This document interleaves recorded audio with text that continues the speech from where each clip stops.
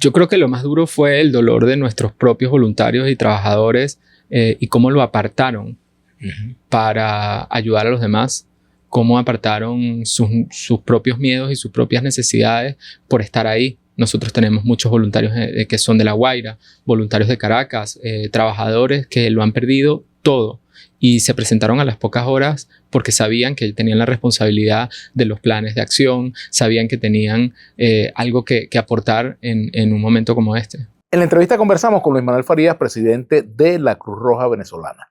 Con él hablamos sobre la realidad actual del proceso de recuperación luego del doblete sísmico del pasado 24 de junio, las actividades que ha venido desarrollando la Cruz Roja, el apoyo internacional que se ha recibido por parte de otras instituciones afines a la Cruz Roja venezolana y también acerca del rol de la Cruz Roja en medio de una Venezuela polarizada. ¿Qué tal, queridos amigos? Nos acompaña hoy en la entrevista Luis Manuel Farías, presidente de la Cruz Roja venezolana.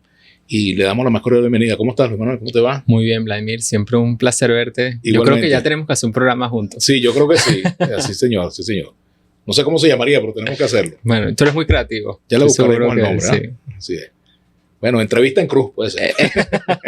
Fíjate, caramba, va a transcurrir ya un mes del lamentable doblete sísmico. Y en ese mes han ocurrido muchas cosas, bueno, rescate de víctimas, labores de voluntariado, en fin, toda una gama de acontecimientos que nos van a marcar por siempre. ¿Qué balance puede hacer la Cruz Roja de ese hecho al cumplirse un mes de ocurrido? Bueno, lo primero, Vladimir, es que fue un evento que sin duda hizo que la humanidad se expresara en todas sus formas, ¿no? Lo que pasó, el doblete sísmico, fue un horror. Lo que bueno, pudimos ver desde las primeras horas instalando nuestro hospital de campaña, desplegando puntos móviles, desplegando a nuestros rescatistas, a nuestras brigadas de primeros auxilios, fue verdaderamente durísimo, sobre todo porque lo que a veces no se ve por dentro de estas organizaciones es que también están sufriendo, también tenían a sus familiares asustados o sus casas rotas o ya no tenían casa y todo el personal de la Cruz Roja se desplegó de una manera impresionante que la verdad es que a mí me ha conmovido muchísimo y eso es lo que me tiene más orgulloso de la labor de la Cruz Roja, más allá de los números que son impresionantes y que la verdad es que pues tengo que decirte que el equipo de la Cruz Roja estaba muy preparado para desplegarse rápido y de manera efectiva y al día de hoy pues son más de 2.000 familias que hemos atendido, son más de 80.000 litros de agua distribuidas, son múltiples misiones diarias a los distintos puntos en Caraballeda, en Catialamar, en Macuto, en el Hospital San José, que es un punto que inauguró la Protección Civil italiana y que se fueron y nos dejaron a la Cruz Roja, nos llamaron porque sabían que es un punto donde hay mucha necesidad y también lo estamos atendiendo. Ahora, ¿en algún momento la Cruz Roja se ha sentido rebasada en sus capacidades durante este tiempo? Mira, la verdad es que al principio yo dije, bueno, esto es una institución que ha estado en una reforma que tiene un pasado en el que no estaba en las mejores condiciones y eso las primeras horas me preocupó. Pero te tengo que decir que la respuesta del movimiento en Venezuela ha sido impresionante porque tuvimos el apoyo inmediato de la Federación Internacional, del Comité Internacional, de la Cruz Roja Alemana, que estos que te estoy nombrando ya están en el país. Pero es que en muy pocas horas se presentó la Cruz Roja colombiana, mexicana, costarricense, de Aruba. Es decir, yo recibí llamadas de yo creo que todos los presidentes de todas las Cruces Rojas del mundo para ofrecer ayuda y por supuesto que los invité y están aquí de la Cruz Roja italiana y ha sido un acompañamiento que ha hecho que la Cruz Roja pueda responder de una forma muy robusta y sobre todo multidisciplinaria, porque no todas las Cruces Rojas son expertas en todo. Y lo bonito del sistema de la Cruz Roja es que puedes contar con el apoyo de las distintas Cruces Rojas y así lo han hecho. Tenemos expertos aquí en refugios, en agua, en apoyo psicosocial de todas partes del mundo que se van a quedar, ¿no? Porque eso es otra, Vladimir, el momento de las primeras semanas llega a todo el mundo, pero después no son demasiados los que se quedan. Y lo que te puedo garantizar es que la Cruz Roja tiene 131 años en Venezuela y que se va a quedar y se va a quedar con todos sus socios del mundo de la Cruz Roja para seguir atendiendo a las personas. En lo particular, ¿qué ha sido lo más duro que hayas visto en medio de este doblete sísmico?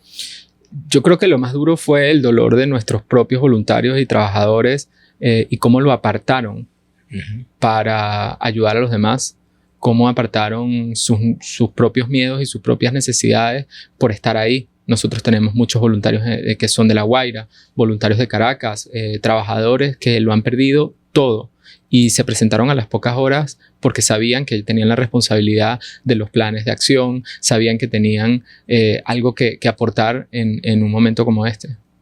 Ahora, más allá de las competencias propias de la Cruz Roja, ¿en qué otras áreas que no son de su competencia se involucraron?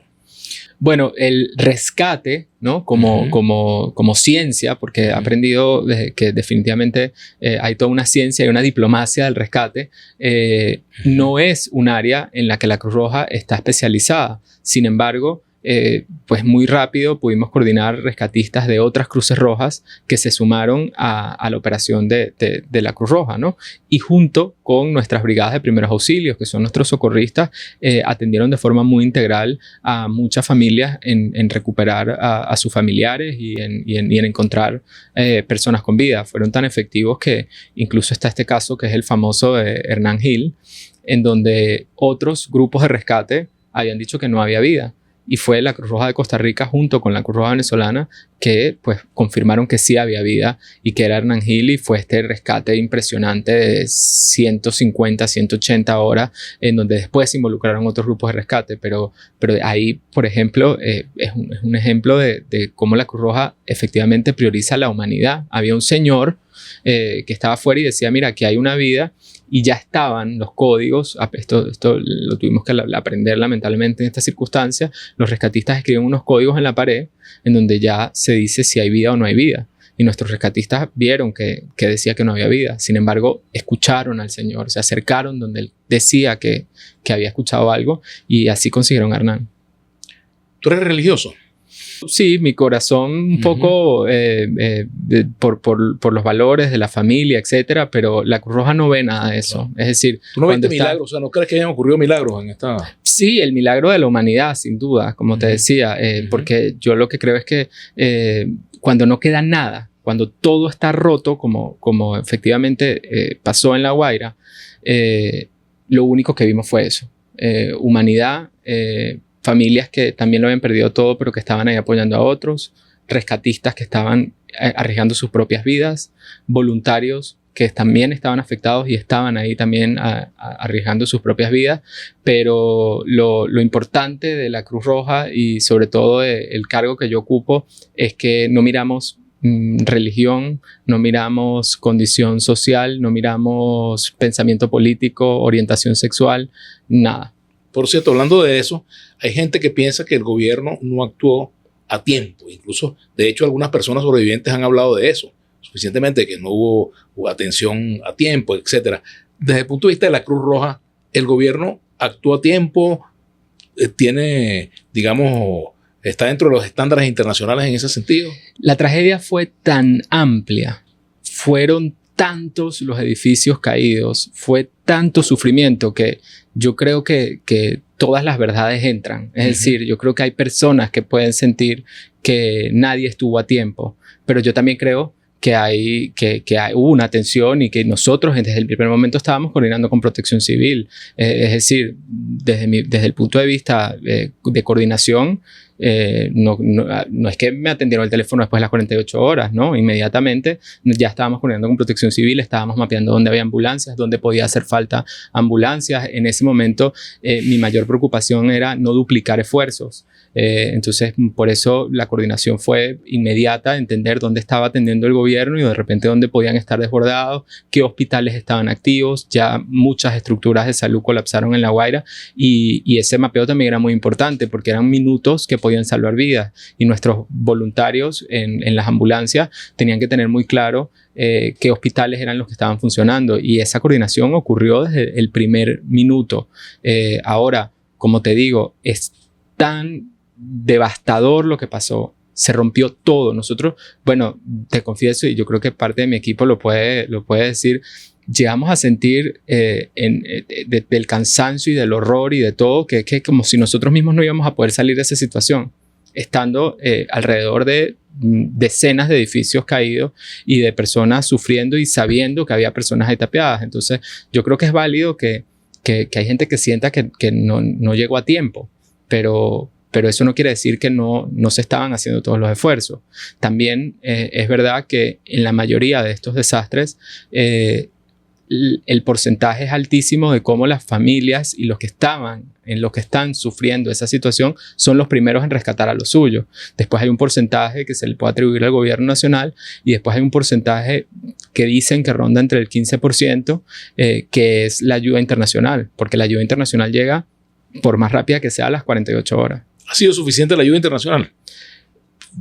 Es que nada es suficiente ante tanta, o sea, no va a ser suficiente, pero sin duda que fue un alivio ver tantos grupos de rescate. Desde el punto de vista de la Cruz Roja, nos sentimos muy acompañados, porque, bueno, como te decía, fueron muchas Cruces Rojas las que se sumaron y eso te da una sensación de que no estás desamparado, de que no estás solo, y es valiosísimo. Ahora, suficiente, no sé, porque es una tragedia que no se acaba aquí. Es una tragedia que yo creo que es mucho más profunda que las cifras.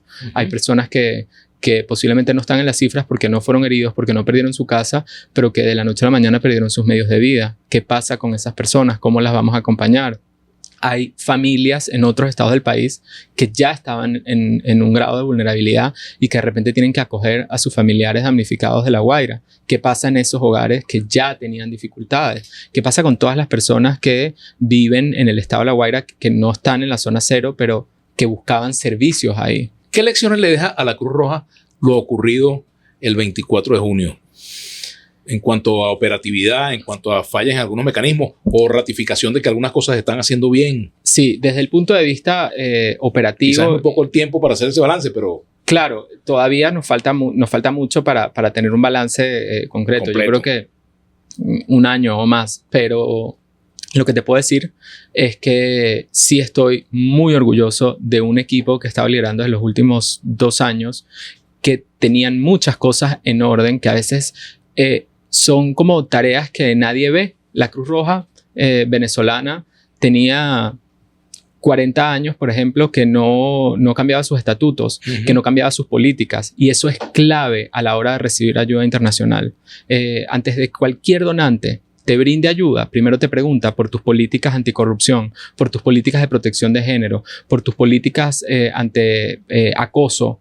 Y todo eso es una especie de maquinaria que tiene que estar aceitada y que tiene que estar lista para absorber la ayuda. Y eso pasó y está pasando y estamos liderando un llamamiento impresionante con el apoyo de todo el mundo. Todas las Cruces Rojas del mundo lanzaron una campaña de recaudación de fondos que ha sido atendida con mucho éxito. Y eso yo creo que se debe a un trabajo previo que tiene que tener una organización para poder absorber pues todos los recursos que le van a llegar. Un departamento de finanzas impresionante que cuenta con el acompañamiento de EY, que no es poca cosa. Es una firma internacional de auditorías que no nada más estaba haciendo la auditoría, sino que ahora se sumó a diseñar la trazabilidad del dinero para que todo el mundo sepa dónde está su dinero. Estamos por lanzar, que ya está lista, la estaba revisando justo antes de esta entrevista, una página web de transparencia donde cualquier ciudadano puede entender cuánto dinero entró para ayudar a la Cruz Roja y qué líneas presupuestarias y en dónde se está invirtiendo. Pero también contamos como socios y aliados a Clover, una empresa internacional de logística, para garantizar también la trazabilidad de los insumos en especie que llegaron, porque no nada más es valioso el dinero, también la cantidad de insumos que hemos recibido también puedan tener una trazabilidad muy seria. Si tuvieras que pedirle a la ciudadanía cooperación, donativos, donaciones, en fin, apoyo para la Cruz Roja y su trabajo, ¿qué le pedirías? Yo le pediría que sigan donando, que están habilitados todas las pasarelas para poder donar. Nosotros somos una institución que ahorita y por los próximos meses vamos a seguir priorizando el tema de salud. Entonces, si son en especie medicinas, se está actualizando siempre la lista de necesidades porque es muy cambiante, pero esas son las dos prioridades.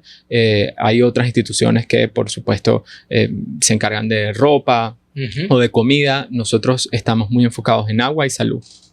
Antes de irnos, hay gente que cuestiona la Cruz Roja porque dice que es muy cercana al gobierno. ¿Cuán roja es la Cruz Roja? Bueno, fíjate, Vladimir, la Cruz Roja es auxiliar de los poderes públicos en materia humanitaria en todo el mundo, ¿no?